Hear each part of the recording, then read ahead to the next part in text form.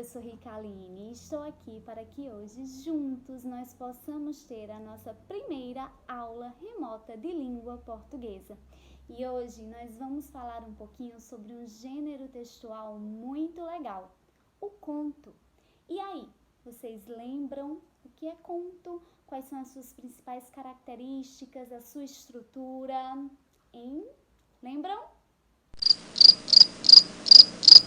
Eu não acredito!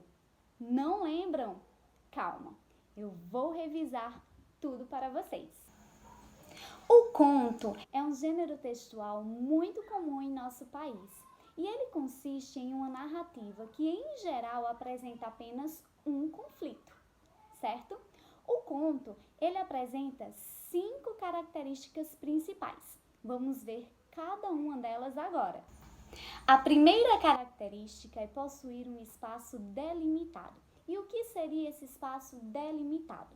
Por se tratar de um gênero textual curto que apresenta uma história breve, não há necessidade de ter muitos espaços. Então, geralmente, os contos contam histórias que ocorrem em uma casa, em uma escola, em um parque, em um espaço muito pequeno. Entenderam? A segunda característica é o tempo marcado. Isso quer dizer que é possível saber o tempo em que a história acontece.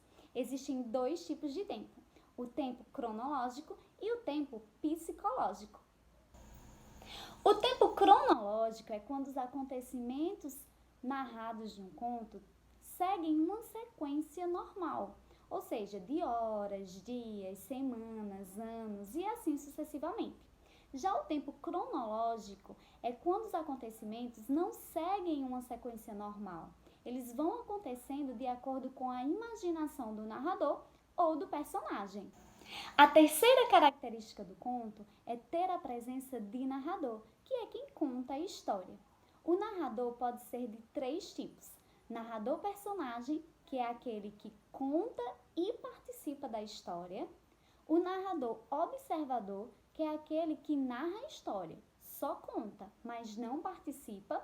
E temos o terceiro tipo, que é o narrador onisciente, que é aquele narrador que conta a história, mas ele conta a história de um jeito muito diferente, porque ele conhece todos os personagens, ele conhece os sentimentos, os pensamentos dos personagens, ele sabe tudo o que acontece. Por isso que nós dizemos que ele é onisciente, porque ele conhece, ele sabe de tudo. A quarta característica do conto é possuir poucos personagens, pois, por se tratar de uma história curta e breve, como eu já mencionei, não podemos incluir muitos personagens nela, porque senão a gente vai acabar tendo que falar de todos os personagens e essa história vai passar de uma narrativa curta para uma narrativa muito longa, o que não é uma característica do gênero textual conto. E por fim, a quinta característica do conto é a presença de um enredo, ou seja, um problema ou uma situação que dá origem a todos os acontecimentos que serão narrados durante a história. Agora vamos para a estrutura do conto. A estrutura do conto está dividida em 4 partes. A primeira delas é a introdução. É na introdução onde vai ocorrer inicialmente uma ambientação do tempo, do espaço, dos personagens, do enredo. Ou seja, é na introdução que a gente vai ter uma noção do que irá acontecer, dos personagens que farão parte desta narrativa, do tempo, do espaço. A gente vai ter assim uma prévia do que vem por aí. A segunda parte da estrutura do conto é o desenvolvimento. É nesta parte onde os acontecimentos que estão relacionados com o problema ou a situação apresentados na introdução se desenrolam. É no desenvolvimento onde tudo acontece. A terceira parte da estrutura do conto é o clímax.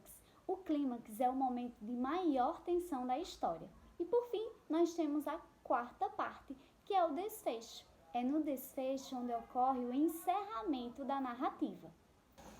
Agora que relembramos um pouco sobre o conceito, sobre as características, sobre as partes que formam a estrutura de um conto, vamos falar um pouquinho sobre os tipos de contos?